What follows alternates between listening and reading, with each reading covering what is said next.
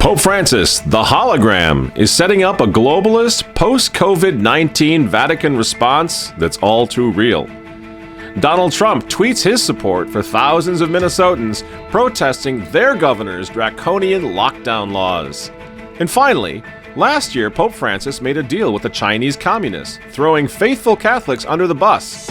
What does this portend for faithful Catholics everywhere facing an increasingly totalitarian globalist regime? All that and more tonight from the editor's desk.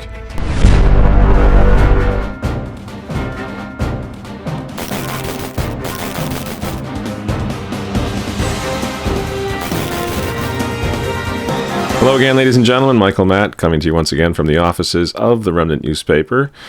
Yes, so things inside the Vatican are getting so cartoon-like that now we have some serious folks apparently who actually believe that His Holiness is actually a holy hologram.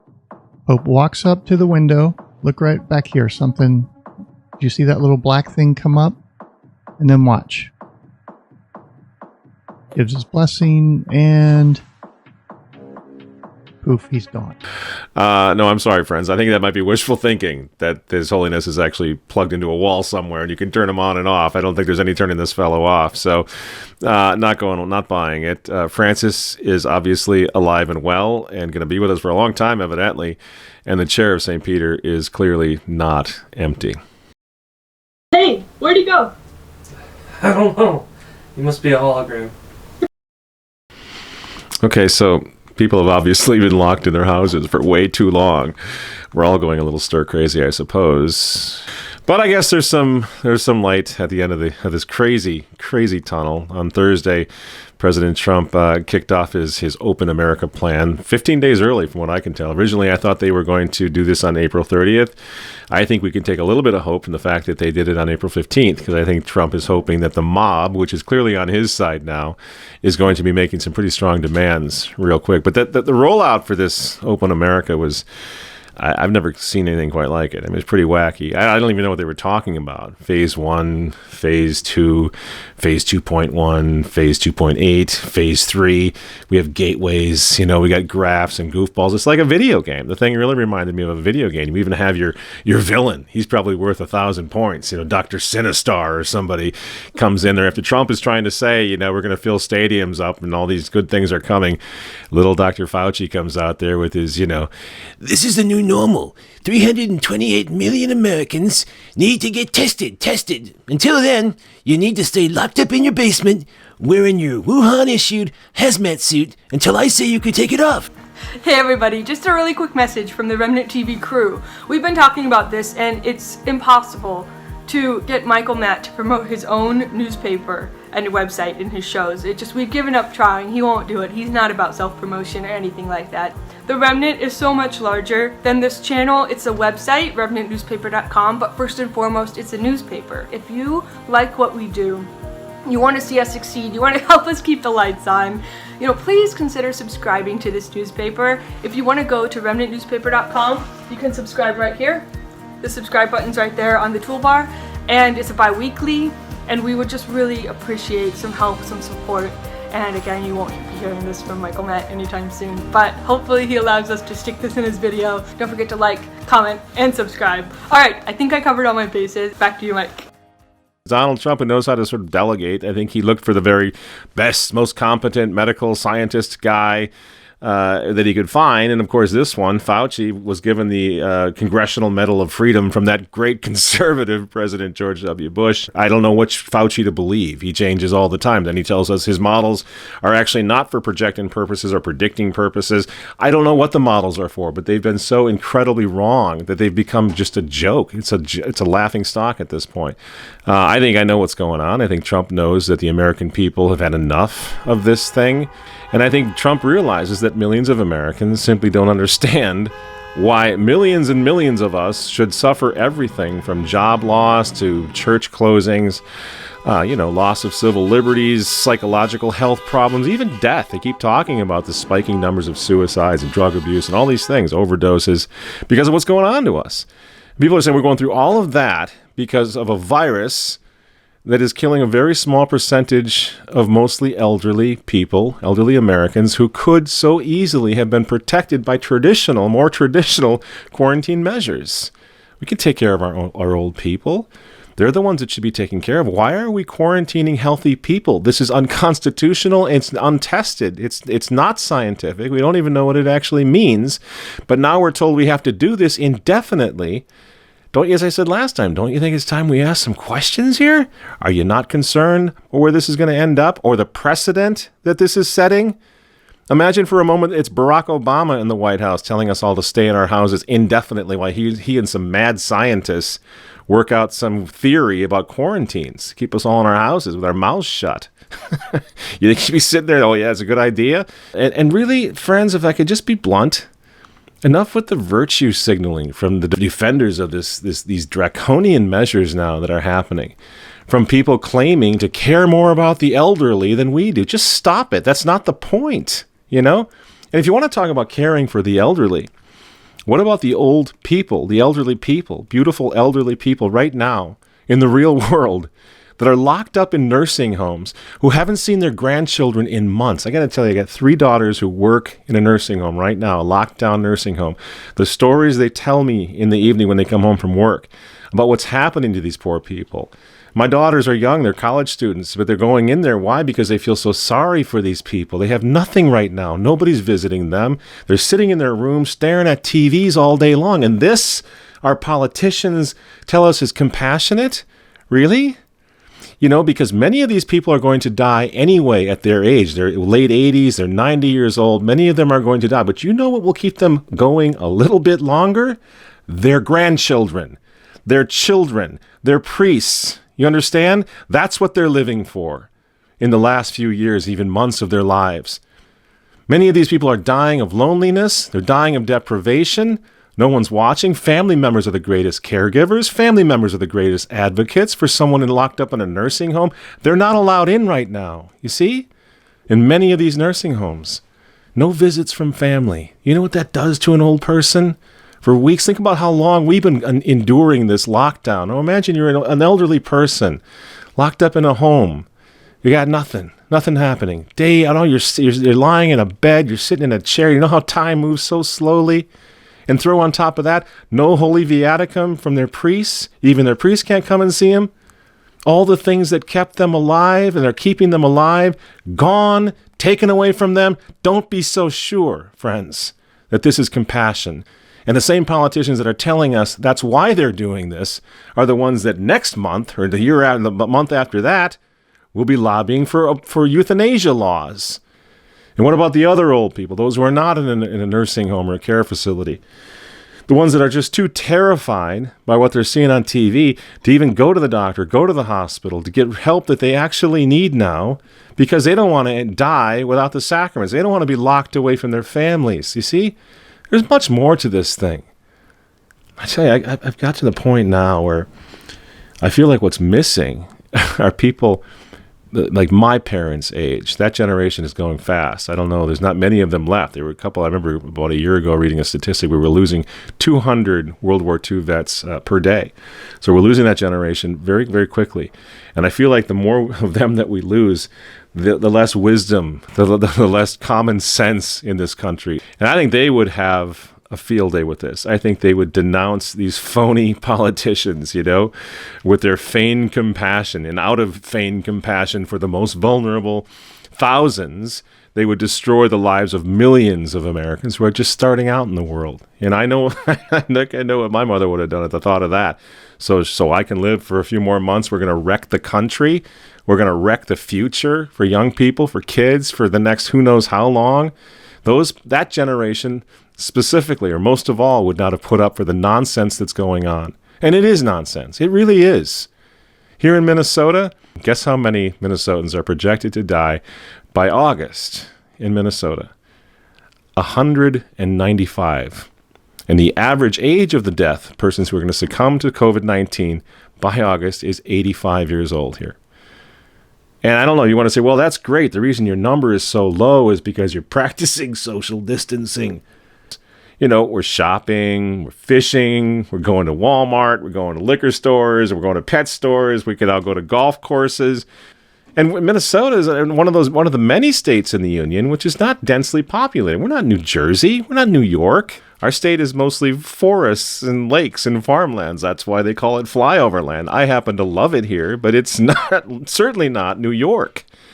You know, and if they don't open up our state, and states like us, they don't open up our state, it's going to be this and a whole lot more very soon.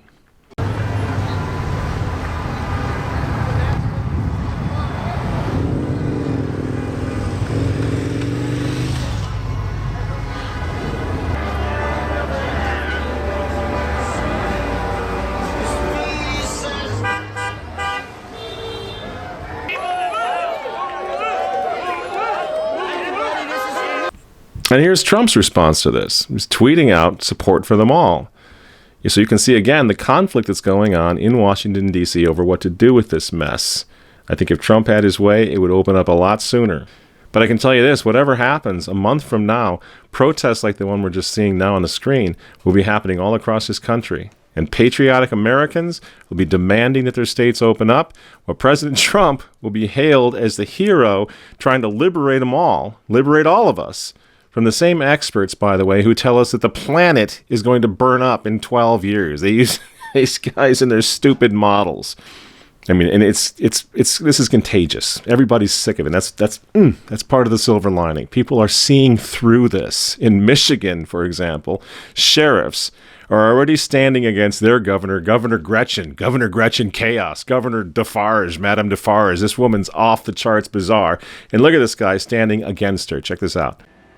I mean, Sheriff, it seems like there's a big chasm between the two sides on this, but you've said, listen, some of this makes sense, some of it doesn't. Why have you decided you can't enforce all of what the governor's asking? So one of the things that is a fallout of this whole order, and our number one priority is to protect the people, right? But one of the issues that we've been having is people calling 911 or calling our office and saying, hey, my neighbor should only have 2 cars in their driveway, but they have 3. And we need you to go over and check license plate numbers and go to the door, check IDs, make sure the addresses on the IDs are matching the address where you're at. And if they're not, then you need to tell people to leave. And I think that's a bridge too far. We're being asked to go on people's private property on anonymous tips and remove people from homes. And I think that's a bridge too far. You know, I always say when you talk about the police state and all that, the second they start bringing in UN troops or troops from other countries to start policing us, we're in trouble. You keep guys like that, American guys like that, with the badge and the gun, I'm fine. I'm actually quite comfortable with that because they're good homegrown American guys. We're going to be okay. This sheriff is doing the right thing. Congratulations to him. And please God, many other sheriffs will take a page out of his book and do the exact same thing, because that's exactly what this situation requires from people enforcing the law. Exactly. And another thing, if I may, what's with this bizarre partisan divide here over the issue of opening states? You thought about this? Why are pro-life governors, for the most part, wanting to open their states as soon as they safely can, while most of the pro-death guys, the Governor Cuomo's, for example, are threatening to keep their states locked down indefinitely? What's the correlation here? Isn't that bizarre? Gretchen Whitmer is a ghoul. She is a dangerous ideologue who knows nothing about science and doesn't care to learn. Whitmer deems elective abortion essential because the abortion lobby has bankrolled her political career. She is encouraging liquor and lotto ticket sales in her state because sin taxes levied on the poorest people in Michigan fund her government. She bans church services because she knows who her political opponents are. Could it be because these guys, these Democrats, they're all in with the guys who want abortion, contraception, and draconian climate change legislation to reduce the world's population? Could that be what's going on here? Because I think so. Take it away, Bill Gates. CO2 is warming the planet. And that temperature increase leads to some very negative effects. The effects on the weather, perhaps worse, the indirect effects in that the natural ecosystems can't adjust to these rapid changes, and so you get ecosystem collapses. So you've got to thing on the left, CO2, that you want to get to zero, and that's going to be based on the number of people. So let's look at each one of these and see how we can get this down to zero. First, we've got population. The world today has 6.8 billion people. That's headed up to about 9 billion. Now, if we do a really great job on new vaccines, healthcare, reproductive health services, we could lower that by perhaps 10 or 15%. Hang on, Bill. Slow down a little, buddy. What did you just say? Vaccines are going to help lower the population? I mean, I realize this guy dropped out of college, probably isn't all that swift, but he keeps making these really bizarre Freudian slips. Check this one out. We see a lot of things that are going very well, things like reducing childhood death.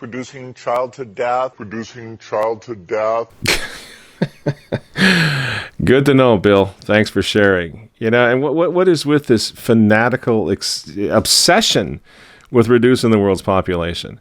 I mean, in Family Gates, it's multi-generational now. One issue that really grabbed me as urgent were issues related to population, reproductive health. But did you come to reproductive issues as an intellectual?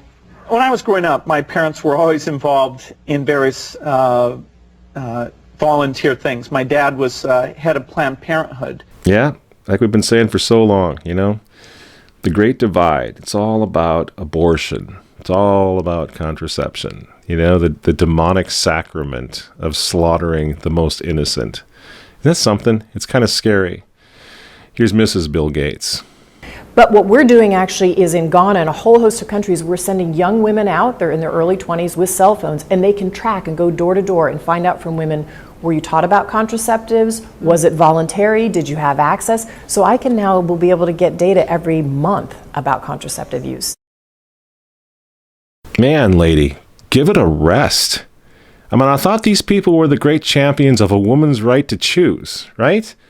I guess, and unless you're a black-skinned woman living in Africa, then you really don't have a choice. And Melinda Gates has got to get in there and teach you how to take care of your body because you're a moron.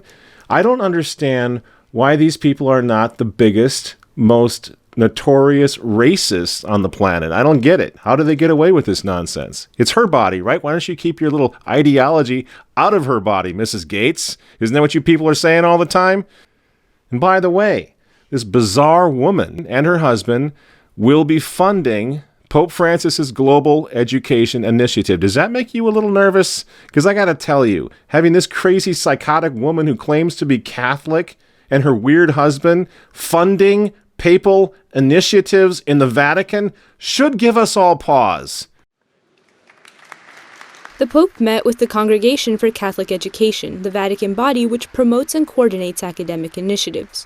It is in charge of organizing a conference taking place May 14th at the request of Pope Francis. The goal is to form a global educational pact. Il patto educativo non deve essere un semplice ordinamento, deve essere rivoluzionario. Here's Francis's advisor, his friend Jeffrey Sachs, at a Vatican conference just back in February, admitting the whole thing. I was asked to speak about education and inequality, and I will use that theme to discuss the challenge of education for all. We need a fund to do this, but here are where we're going to get the funds.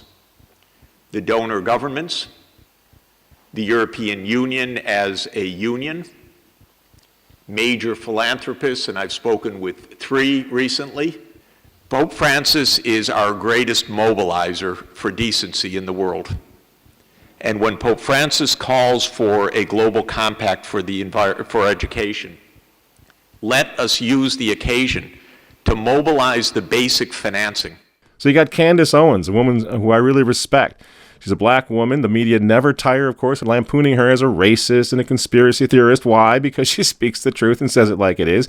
So speaking of Bill Gates, she says, quote, Bill and Melinda Gates, along with their partners at the World Health Organization, have been unethically experimenting with non-FDA approved vaccines on Africans and Indian tribes for years.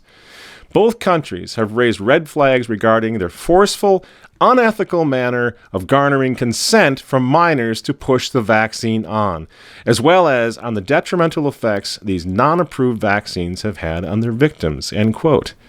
And this is the reputation that Bill and Melinda Gates are gaining. So my question would be, what in the world is the Vatican doing partnering with these people? And have they lost their minds? You know, and Pope Francis, after refusing to raise objections, the Pope now, after refusing to raise objections to the mass shutdown of Catholic churches all over the world, Francis is now going to set up a global Vatican COVID response task force, if you will. Here's Cardinal Turkson to explain. The Holy Father has constituted a group called a Vatican Commission for COVID-19 to invite all of humanity, starting from these communities, to begin to think about the world of tomorrow, to begin to think about a new future, begin to think about new ways of doing things, begin to think of new form of economy, new form of business, new form of technology, and how we can share all of this to probably enhance, the well-being of humanity. But during this pandemic, do you remember what happened, Your Eminence? When the Church of Accompaniment allowed the church to be deemed less essential all over the world than pet stores and golf courses by the state? I'm sorry, but why would anyone give two rats keisters about what the Vatican is going to do now to straighten things out? Churches were non-essential then. Churches are non-essential now. You are non-essential, Holy Father. Get used to it. You know, for 50, 60 years, these guys, these modernists have been out there telling us that the Catholic Church is just another one of the religions, another Christian denomination, no better, no worse than any other one. Well, you know what? The world got the message.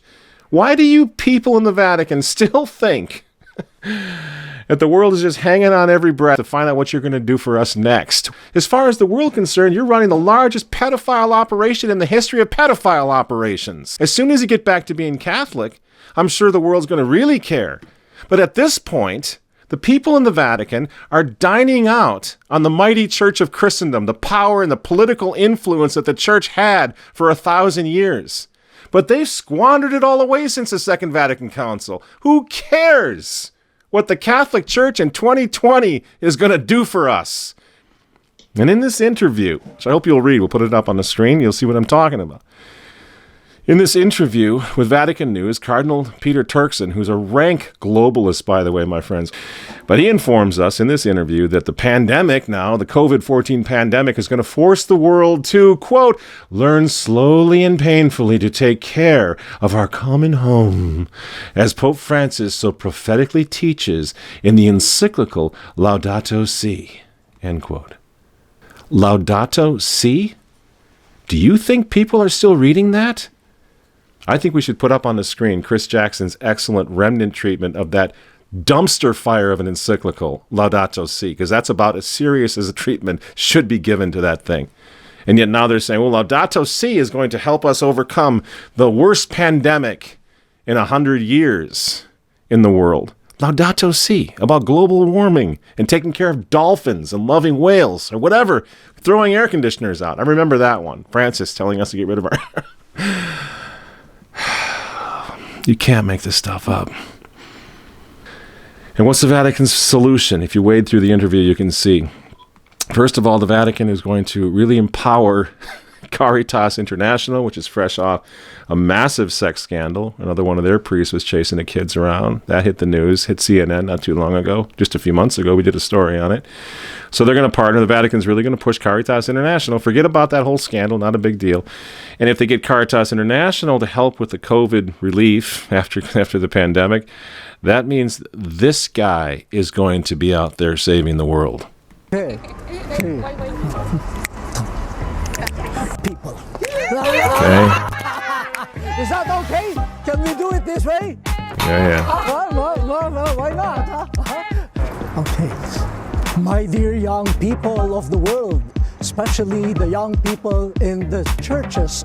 Not many of those left. We are here in the Synod of Bishops, and the meeting is about to end, but the Synod will continue. Oh, God help us. Oh, no. In your parish. I mean, really, all that's missing there is the clown car. Francis is also promising us through Cardinal Turkson that the Vatican is going to really showcase and lead with the Pontifical Academies of Science and Life, and that's going to include these two characters, Bishop Sanchez Serrando and the United Nations climate change guru, Jeff Sachs, once again.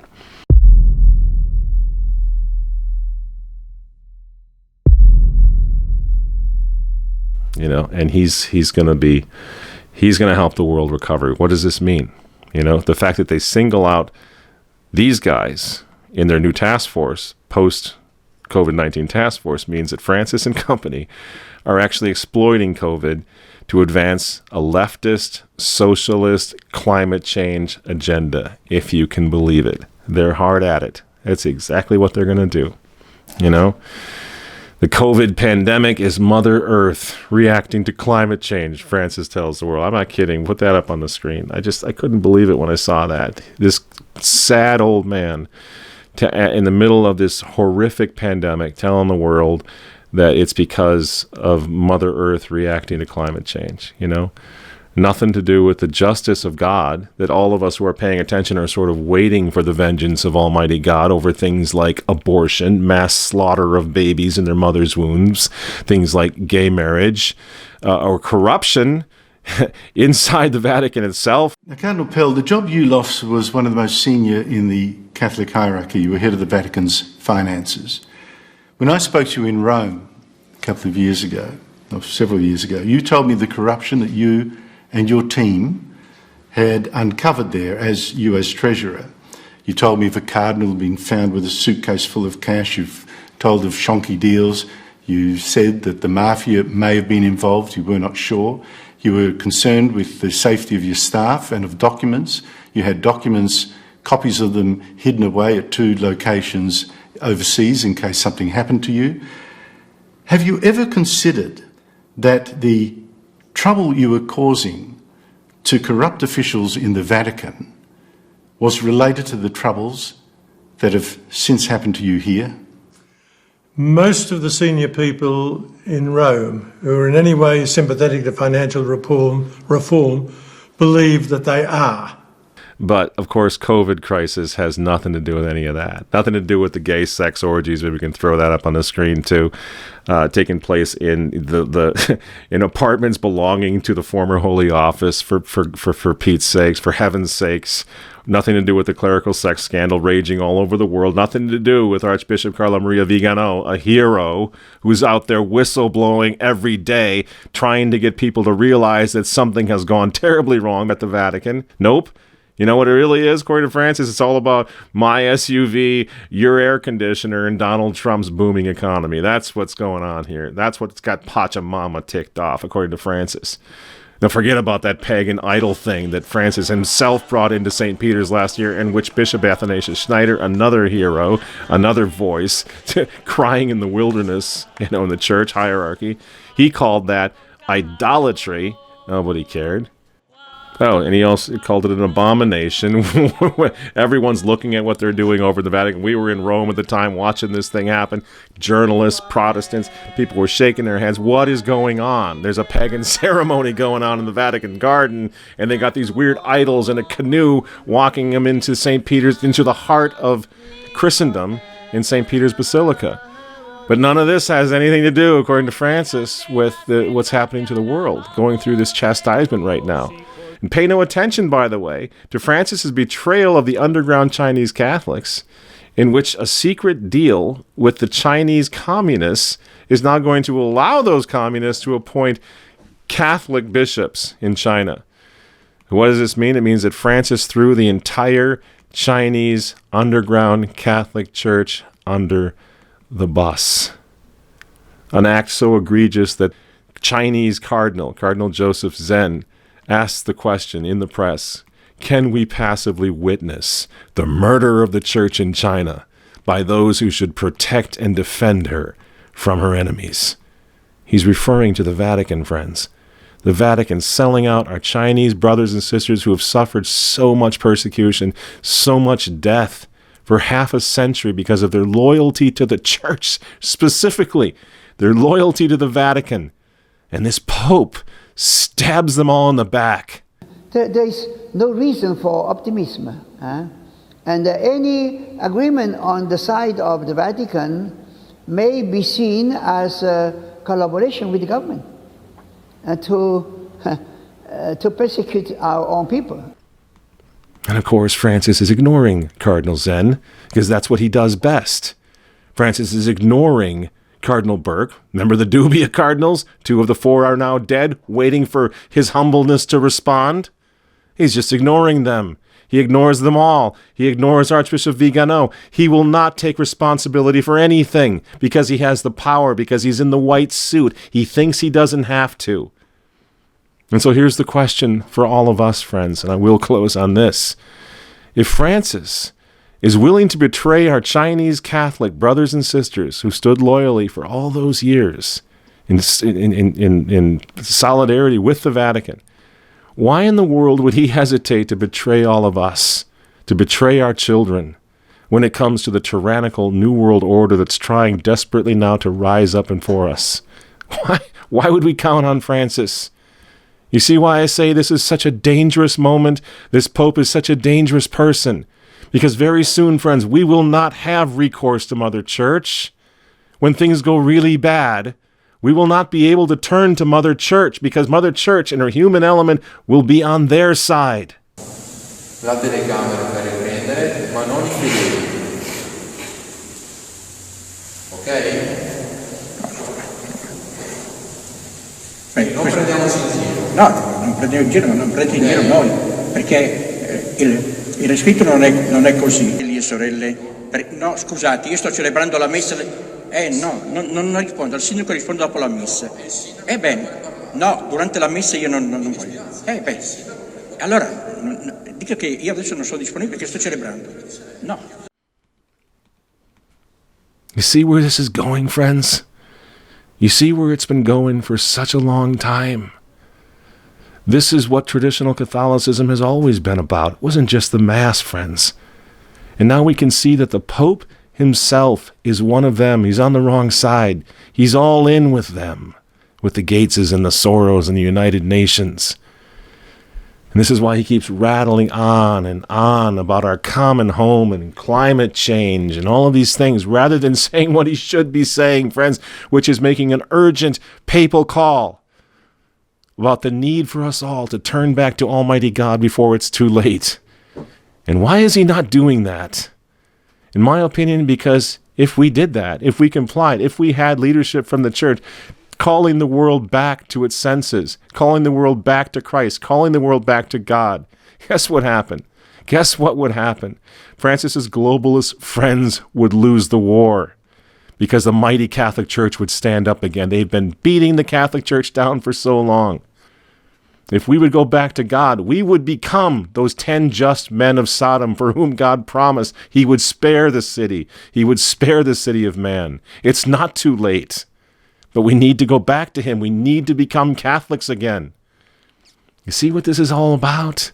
And what it's been about for so long? The destruction of the Latin Mass is intimate to this. They had to get rid of the liturgy because the liturgy united universally. Catholic means universal. It was the old order of Christendom, which united millions, billions of Catholics. You see? Against the world, against the flesh, against the devil.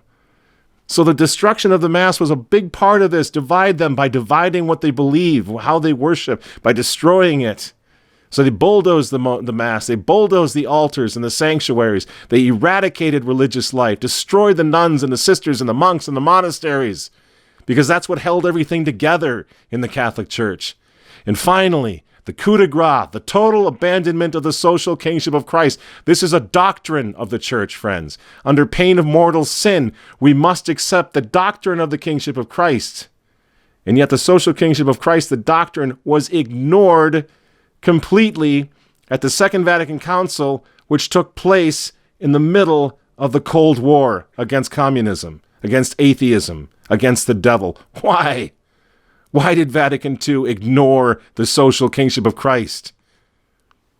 The entire takeover was about one thing: uncrowning Christ the King and establishing a Masonic brotherhood of man. And that's what they're trying to roll out right now, even here in America, my friends. It's all so clear. Yeah, we need to make America great again, but let's make the Catholic Church Catholic again. And that's what we're all about here at the Remnant. That's what the traditional Catholic movement has always been about for 50, 60 years. Making the Catholic Church Catholic again. Tying ourselves to the mast of tradition so that we can withstand the winds of modernism and secularism and liberalism that are tearing the world apart right now. Our churches during this pandemic were closed. They shut us out of our own churches. They shut us down. They took away our sacraments. And they will continue to do this. They will continue to have their way with us until the church returns to what made her invincible. And what made her invincible for 2,000 years was tradition. We need to go back to that. Open the churches now. They must see that Catholics did not just roll over and play dead when the flu came to town. Stand with the good priest. Stand with your good priest. I'm going to stand with mine, I'll tell you. Our pastor here in St. Paul, who has continued throughout this entire lockdown to say the traditional Latin Mass publicly every single time. Check it out. There is no weather, and there is no force or principality in heaven and on earth that can stop us from offering the sacrifice of the Mass.